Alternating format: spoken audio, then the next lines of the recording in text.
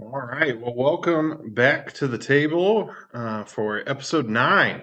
Episode Wow, 9. we're getting up there. Yeah, we keep Almost into double digits. almost. We just keep producing. Yep. But it's great to have you all back at the table with us. Of course, this is Pastor Chris here with Mr. Mike Sims. Mike, how you doing? I'm doing well today. Yeah, Yep. It's another Wednesday. another Wednesday. That way you all know when we do this stuff. It's on Wednesday. Well, and more importantly than that, it was above 60 today. It's about 60, but we'll see what's going to be on Friday. Yeah. It's not seeing very nice temperatures. No, no. Someday we will get there. Someday.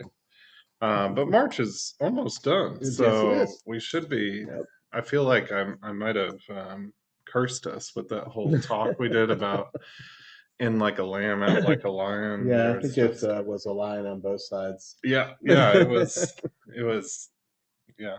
Lambs getting attacked by lions Yeah, constantly. got lions, lambs, groundhogs. We got all kinds of things going on. We're not at that revelation, lambs and lions laying down together thing yet. No, not Not yet. yet. Not yet. But this week for episode 9, this was a fourth Sunday sermon question. And the question, well, I actually took two different questions and put them together because they were both quite related. The first question that we received said, Heaven, I would love to hear more about what it's like. Do we know each other? Are people married? Is there any sadness? And the second one reads, When we get to heaven, I would like to know what we do for eternity. Do we dance? Do we sing? Do we listen to music? Or do we listen and converse with Jesus? It's not clear to me what we do for eternity. Eternity is a long time, and your insight might be helpful.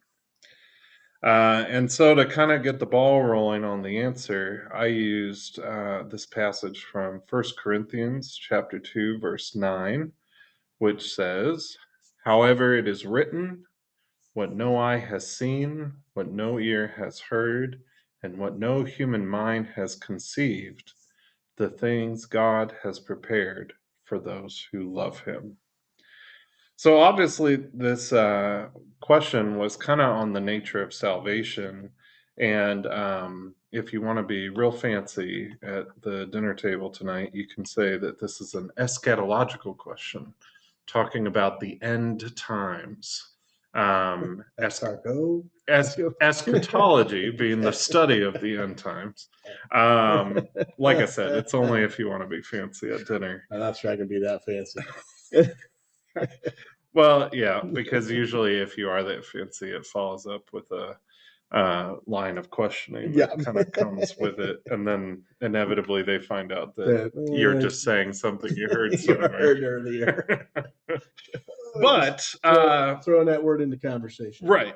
So maybe a better way to say it would be asking questions about the nature of salvation, about what it is that we can expect when our time on earth is over. And I kind of started the talk by talking about how natural a question this is, because everybody wants to know whether you believe in God, whether you're a Christian, whether you're a member of a different religion, whether you're an atheist. There's a lot of questions into what happens. What does it feel like? Where do I go? How do things work? Is it the end? Is it not the end? And in the Christian community, often it's just heaven. We just say heaven is the word that we kind of designate to term a eternal destination, a kind of an end point, so to speak. So Mike, what'd you think? What questions, any parts in particular throw out at you? Maybe we can start with the questions. What do you think about the questions themselves? Well, the questions themselves, it's I think it goes back to we want to know. We want to know what's going to happen. I have to admit, when I sat down, for that service, and I read the title of the sermon there, the message, I'm like, okay, we're doing a podcast on this. Well, this ought to be really good. Uh, but I found it interesting. I think I listened to the questions, it was questions about what to expect. Mm, What am I gonna, what's it gonna be like? And I think we all have those questions, and it's not just about heaven. I think one of the things that you talked about was your trip to Costco. That you'd never been to Costco before, and you want to know what to expect. I mean, we go on trips all the time, and we go to mhm, places that we've never visited before, mhm. or somebody said, "Hey, you got to go here," and you are asking them all kinds of questions. Well, what do I do? Where do I stay? What do I expect? And sometimes you think you just got to go. You know, Those are harrowing, by the way. Like very. especially if you're like looking to rent like a B&B or Hmm. like find a nice place for your family to go Hmm. visit, and you're looking at all these places and you're like, yeah, these pictures look great, but I want to pick the right one. Well, it's funny. We took a trip a few summers ago, and it was in southern Ohio, and I can't remember exactly the city we went to, but we looked at pictures. I looked at more pictures than Diane did. I mostly talked her into going. It was a nice old, it's a college town, and the place we were staying was an old hotel, been around for a long time, and it really looked neat. And it had the main street to walk, and had supposed to have shops and all this stuff. And we got there and it wasn't exactly what Yeah, what to yeah. expect. Not that we had a horrible time, but it's like, okay, this isn't exactly what I thought it was going to be, and this is really the only time we need to visit, kind of thing. But you go through that and you have those experiences, so yeah, you want to know what to expect, or what's coming at you, and that's where these questions were at. And I know you talked a little bit about Revelation, and you know he's trying to give us a glimpse into it, and we write about it. Actually, it was funny. Take a step back here. We were doing the music. The praise team was doing the music Hmm. this week, and one of the things that Ray has started to implement was, on the fourth Sunday, the member of the band will pick the Hmm. music. Well, this was my month to pick it, and kind of went back in the archives a little bit, and I picked out a song that we have done years back. I think with the original praise team that started did this song, and it was called "One of These Days," and it tries to Yeah, give you that description. When you look at the I'm going to see a million faces and recognize everyone. You talked about, we're going to know everybody. I'm going to see the hands that took the nails from me. I'm going to see Christ. I'm going to hold the key to the mansion built for me. He's got this mansion with the rooms, many rooms, and he's got a room for us. I'm going to walk the streets of gold. You talked about that, and how we're, what are we gonna do? Look down and like, oh, look at this really nice street we're walking on, or I'm gonna see my Savior face to face. The song, tries to paint that picture of what heaven's gonna be like. I didn't know what you were doing, so I want right, I want to put that out there. right. Being the fourth Sunday sermon, we all don't know what you're going to be talking about, and there's no lectionary that I can go look at and say, Right, oh, this is a topic, I can pick these songs. right. I picked these songs independent of what you were doing, and here's Uh, this song that speaks right to what you were talking about. don't ever discount the Holy Spirit's part in worship planning, Right. because more often than not, that works better than you think it would. Yep. Yep. It But was it was pretty funny. it was funny, but it also was kind of perfect because it lends itself towards what we're talking about in this, where we have these images that are presented to us in scripture Hmm. about what salvation, what heaven looks like. In the Old Testament, there's all sorts of things in Isaiah and stuff talking about what salvation looks like. In Isaiah, they don't call it heaven, but they call it like the fruition of the kingdom of Hmm. God is really what they're pointing towards, and they're pointing towards health. They're pointing towards um, being connected to your work, where It specifically lays out, I think it's chapter 62, if I remember correctly, where Isaiah is talking about you will do the work and you will see the fruit of your labor Hmm. instead of building a house and watching other people live in it. Right. And it was pointed out to me recently that that is a big part of I would call it season of mistrust that we might be in, where people see all sorts of things like here's a billionaire on TV taking jets everywhere they go. Hmm. And you work really hard. Right. You put in a lot of effort. You've done your work, but you also know that that world is so far away Right. from where you are that Yeah. it's not even Hmm. close. Right. And there's disgruntlement, there's Hmm. upsettedness that kind of comes with that. And so in that Isaiah version, it's giving this vision of heaven as this thing where there's contentment in what we do. And maybe most interesting is the fact that in this vision of salvation, there is still work. Hmm. Because I Yeah. think we don't really, I think the second question, what are we going to be doing Right. for eternity?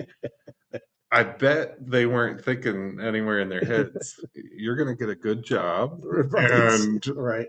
Right. work real Yeah. hard Right. and put in your day's Hmm. labor Right. and you know but it's like do we really I don't know about you, but whenever the situation comes up for me, like it's very rare, but I remember it was a couple years ago now, Jessica went down to see her family and she took the kids with her. And I ended up taking the week off on vacation. And I was like, I'm going to do a staycation. Hmm. And the first day was like the greatest day of my life. There was like no noise, no talking, no one calling me, no responsibility. Do what you want to do. But honestly, by day four, I was going out of my mind. I was like, it's too Yeah. quiet. There's too little to do. Yep.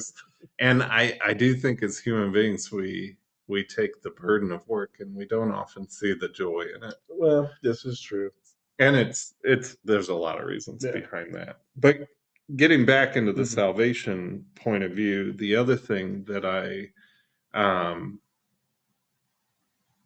I think part of that this comes from, and I think you're talking about that little trip you took really digs into it, where um, we've often made a call it a leap of faith Hmm. for something, and it doesn't go well. Right.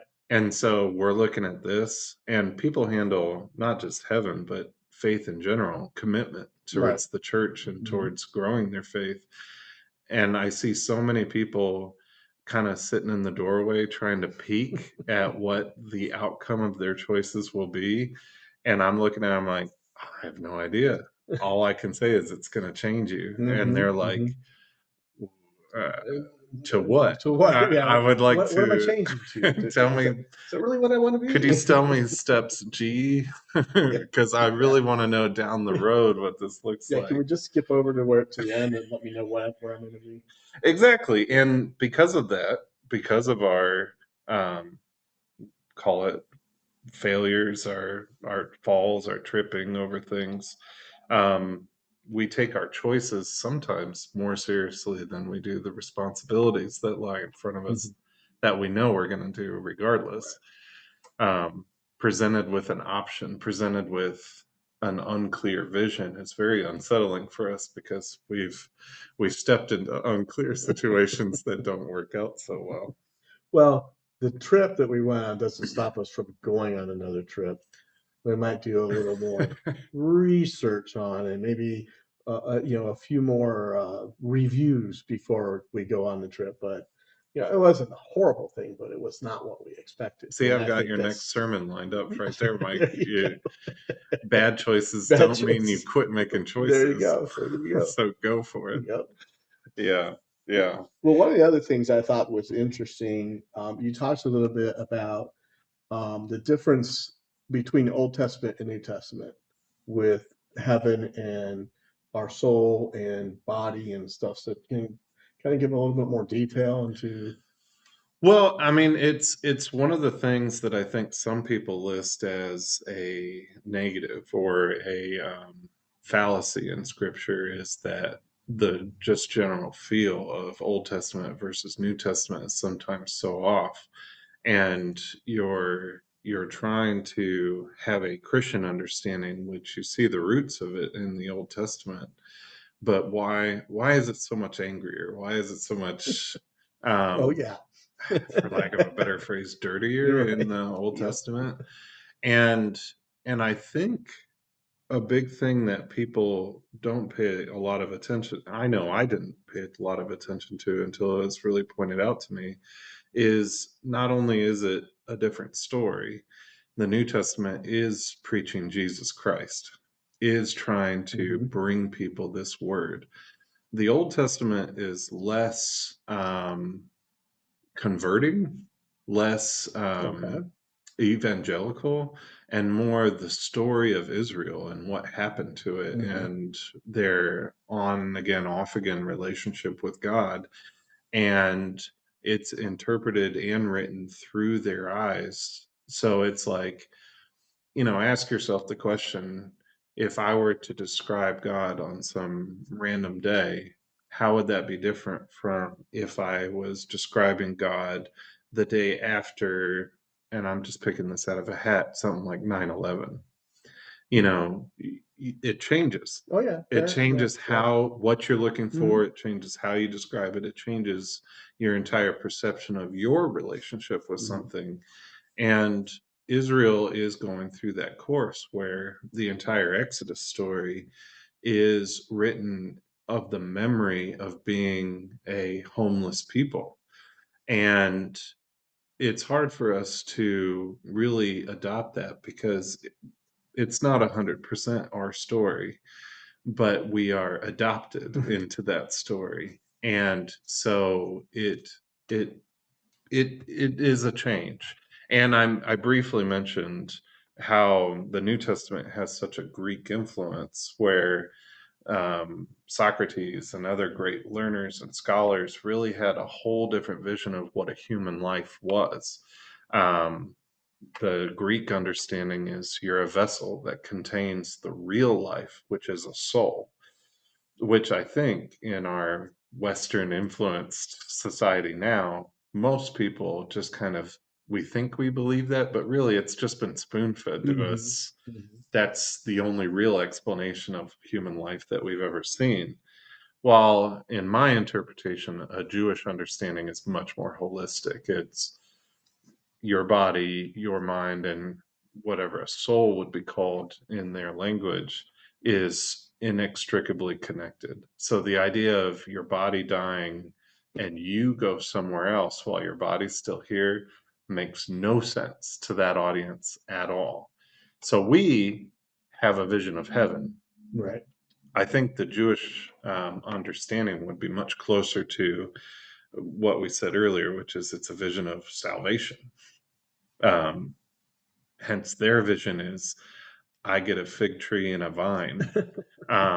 They're thinking of the farm they're going to have. Right. They're thinking of the jobs they're going to do. They're thinking of these things, and we're thinking of golden halos and harps and floating around on clouds because we're always thinking up, and they're thinking I get to be my own person Hmm. and not dominated by evildoers who are around me.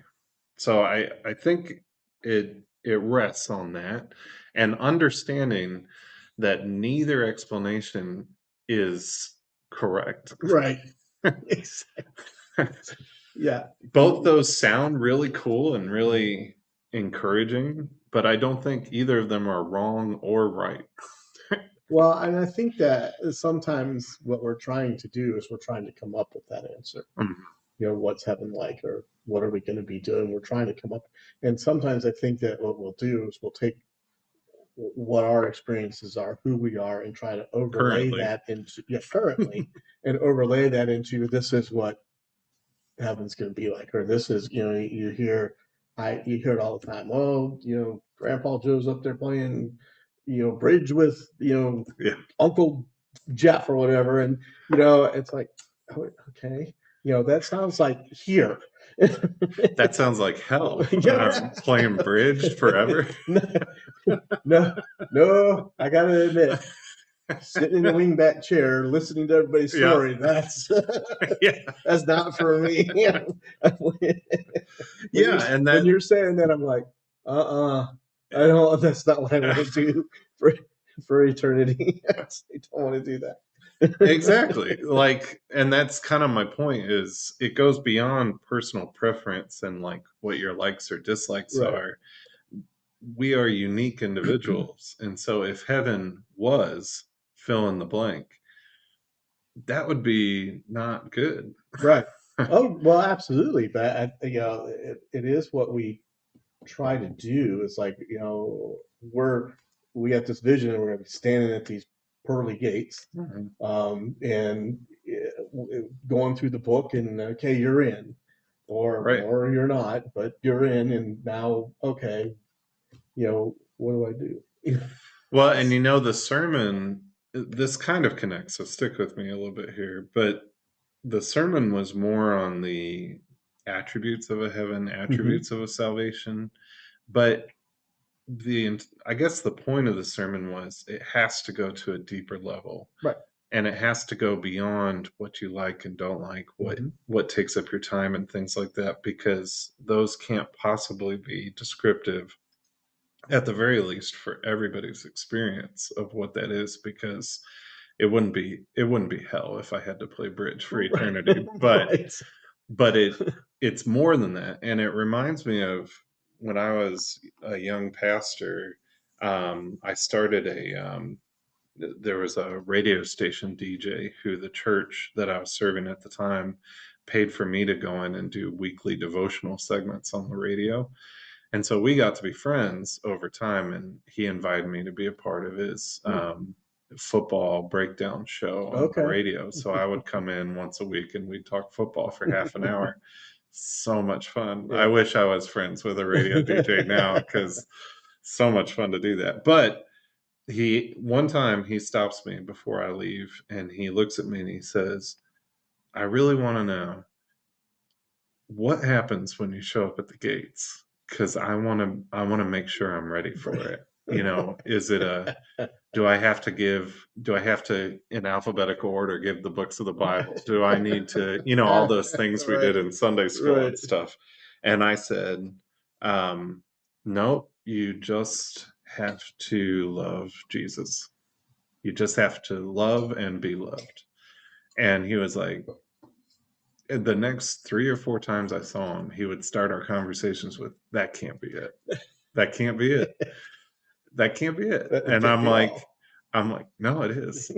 It is. That's all it is. Mm. Because you can't earn it. It's given. And if that's true, then that goes with it."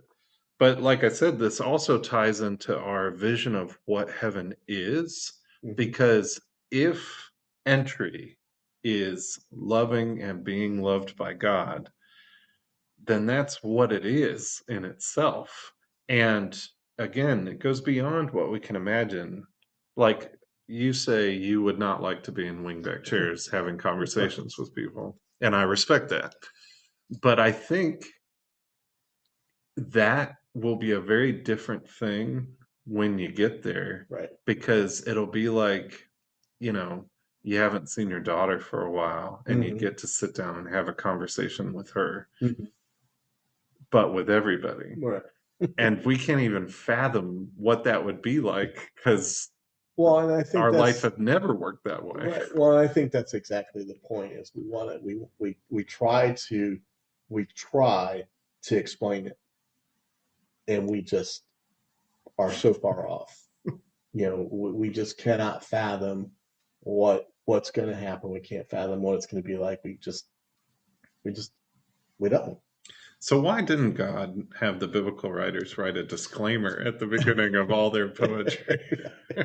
Well, you talked about Revelation, and I thought that was pretty interesting, because I think you had a passage. I don't know if you have that Hmm. written down, but you went through a passage from Revelation with the caveat that Revelation is poetry. Right. Can you, if you have that, can you? It's Revelation 21:18 through 23. I'm not going to try to say all those gem names again, but I was trying to get you that like one more time. oh man, it's hard. I mean, it says that the wall was made of jasper, the city was pure gold, as clear as glass. The wall of the city was built on foundation stones with 12 precious stones inlaid. I said in my sermon, both services, I'm pretty sure I've never said No. these names before. Mm-mm. I mean, some of them, yeah, but not all Not in geology class. of them. And it says the 12 gates were made of pearls, each gate from a single pearl. The main street was pure gold. And my point, and that's Revelation 21 if you want to look it up. But it's giving this image of something of incredible value, something of Mhm. great wealth, but it's also, I think, trying to list in human terms what's valuable when we know, everybody knows, that what's most valuable to you is not the contents of your wallet. Mhm. It's in the relationships we have. It's in the moments that we share. Um, I'm a sucker for overcast, windy days. And every time it's overcast and windy, when I walk outside, either to my car or from the car to somewhere else, and it's like that, I will literally close my eyes and just stand there and breathe deeply for like 2 or 3 seconds because I love it so much. Mhm. And I couldn't describe to you why, Right. but I just do. And fresh cut grass. Some Mhm. people that's an enticing smell. Um, the smoker going in the backyard. Things like that that have a more visceral effect on you are incredible, valuable things that you would spend, that we do spend Mhm. ridiculous sums of money to attain. And heaven is beyond that value, Right. Oh beyond yeah. what we could ever accumulate in that value. And what does that mean for you? I have no idea, um, but wow. Yeah. I, yeah, I'll give a Owen Wilson wow about that. Well, I think Revelation is full of that imagery. Yeah, It's full of those words that are just trying to produce an image in our mind that, yeah, I'm not really sure. We try to take into context, but I think we fall short. right, right. I mean, again, because it's poetry, what you write as poetry, someone else is never going to fully comprehend what you Right. meant. Yeah, absolutely. Um, but they can be led to the idea, to the thought, and that's what I think the biblical writers do. The Isaiah passage that we were talking about earlier, the things that Isaiah lists out that the kingdom is are the problems of the day met by the promises of God to redeem and restore those things. So, the very first thing that Isaiah lists in his list of what the kingdom will be like is that sickness, especially in children, won't exist. And I imagine that's a direct rebuttal to the pain that everyone felt over losing people to disease, to whatever. um, that just the entire community carried that intense grief with them. And Isaiah was trying to say, you know what heaven will be like? It'll be not that. It'll be the opposite of that. No child will be lost too early. Hmm. And I think when he says that, that community in particular is like, oh, okay, wow. And it hits deeper on that kind of level. Probably different than it hits us because Well, infant mortality rates is just a different it's a thing different these thing, days. right? And I think that's, you look at that, and I think that's part of taking that in where we're at and try to apply it, because we're trying to figure out where we're going, what to expect, is next. Right. You Very know? much so. Yeah. Very much so. I always like the key part of the first question. Um, let's see. Yeah, are people married Yeah. in heaven? And it's so interesting because, again, I think for most people, rightfully so, you can't imagine being close to someone the way that you're close to your spouse. And forward thinking on that, you can't imagine after you've spent all of this time, all of this connection, all of this building, that when you're in heaven, you'll see everyone that way. And so this won't be a special person. This will Mm-hmm. be loved and being loved. We can't fathom love on that scale. And also, it seems like, I don't know, almost hurtful that the time you spend on earth with this person won't be like extra credit in Right. heaven. Like, Extra credits. I know everybody fully, but I know you fully, fully. Right. What does that mean? I Well, know you more fully. What?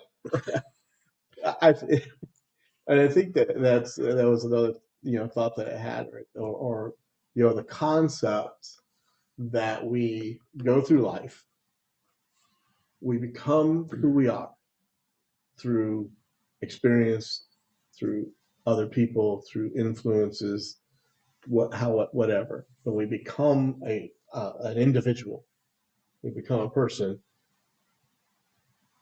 and that's not there when we go to heaven. Is that am I still who I am, or am I now this? I think I think it's a tough concept to handle. Just like you said, I've been married to Diane for 42 years. So, but all of a sudden that day, I'm married to everybody. Well, married to God, Well, yeah, who is married to to everybody, everybody. right? Yes. It's yeah, I don't think we can really even fathom what that could mean. Right. Like what that feels like. Because marriage is hard. Like Well, yeah. Well, we no, don't it's have really that easy. one. It's easy. I'm being Well recorded done. here. It Well is done. so easy. Well, I'll stick my neck out there and say marriage is hard, and that's It is. purely based off of It what I is. see other people doing. Yeah. It does take some work. It takes Um, work, it takes effort, it yeah. takes time, it takes all those things, and then you say um, something that seems like that connection only with everybody, and you're like, "Well, that's just not possible. I didn't go out on a first date with them 42 Right. years ago." Right. Right. Yeah. Well, and I think that's a little bit of a hard concept. But again, we just don't have the understanding, that we become this person, and I mean, this is God built us this way. I mean, this is who we are, and all of a sudden, okay, wait, I can't take this and just extrapolate it into heaven. There's another big word. Yeah, extrapolate. We're big with the E words today. With the E words today.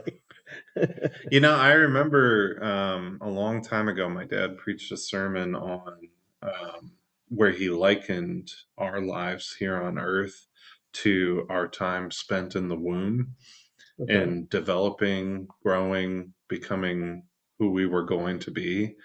But when you comparatively contrast the amount of time that we spend in the womb versus our lives, more often than not, it's not even, it's like a very Right.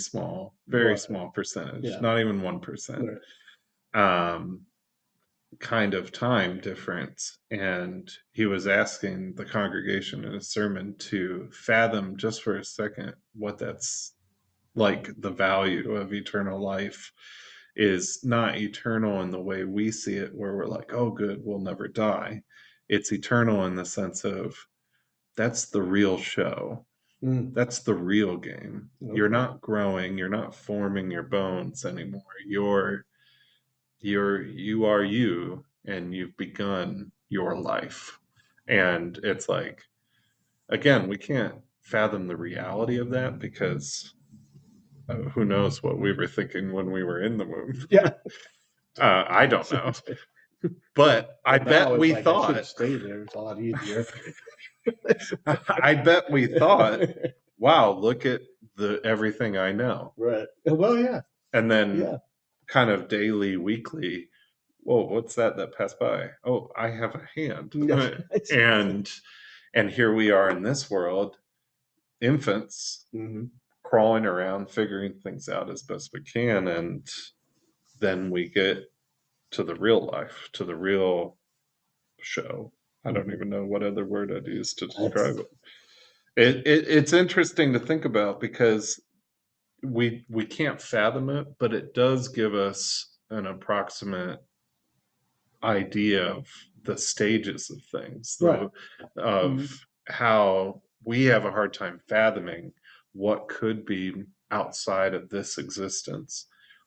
Well, we couldn't fathom what would be outside of the existence of being in the womb. Right. Like Yeah. we knew nothing. We knew what we could see, and that was very limited. hmm And if we are as limited in this as we were in that, but bigger, wow. Right. Well, I would agree with that. I mean, there definitely is, limitations because we just can't see it. And what you read or what you hear is not, it's just is guesswork. And I think as long as you hold it that way, you should be fine. hmm I think the only problem that we run into is when we build a certain image and it has to be that way, and we don't recognize our powerlessness aspect, our humility of what that image looks like. And from that, we start building, call it exclusionary things. Um, we vision the pearly gates. Well, St. Peter's on those pearly gates with a book saying who gets in and who doesn't. And it's um, like that wasn't in the description of Right. gold Yeah. and silver and gems and stuff. It's like, but because it has gates, we took another step and went, well, gates keep people out. Oh, So this is that's true. what they must be Yeah. doing. And Or we missed it. how big is that book that's got everybody's name in it? St. Peter must, I mean, That is maybe it's one just big book. Sisyphus. Like he's like, oh, it's so big. At least I hope so. Didn't you put that on an iPad yet? Digital library, just so you know. Digital library. Let me do a search. Okay. Although I gotta say, I'd be disappointed if I get there and he's holding an iPad. I mean, I would respect it, but at the same time, But at I'm the same like, time, it's like, hey, wait a minute. yeah, I wish you weren't so modern. I wanted an old timey feel to this portion of things. Anything else stick out to you? Anything? No, I think we pretty much covered everything that I had. I thought, like I said, I thought it was a very interesting, questions that were brought up. And, like I said, when I first, saw the title, I'm like, oh boy, that's, I don't know what it's like. It's going to be a short podcast. Well, Oh, or really long, because the other option was to go through every time there's an account of Oh, what things looks like, yeah. and then I don't know, try to merge them together. Well, I think we do that already, and that's why I think that we try to overlay who we are, what we hear, what we read into this is what heaven's like, Mhm. and we all have a little bit of a different vision. We all have a little bit of different idea of what it's going to be, and who knows? Well, and the last thing I'm going to say, and this is kind of its own other sermon, is we shouldn't limit salvation to the next step Mm-hmm. either. I think that's because of the idea of heaven and hell. Sometimes we misstep, I think, and think that um, the glories of God or the downfall of sin is something that happens at the end of your life. The church has a long history of we better convert these people before they die or Mhm. they're screwed, or what did this Well, person think on their deathbed or they're yeah. screwed. And we don't take, I think, an adequate amount of time to think about people who are suffering, Mhm. people who are in hell, even though they're alive. Um, Depression, Mhm. grief, shame and guilt, um, all sorts of things. The thing that are the hardest parts of life to carry with you. Um, I can think of no other word when we hold all of our burdens and we don't let God in to help us with these things. Mhm. I can think of no better description of that than hell.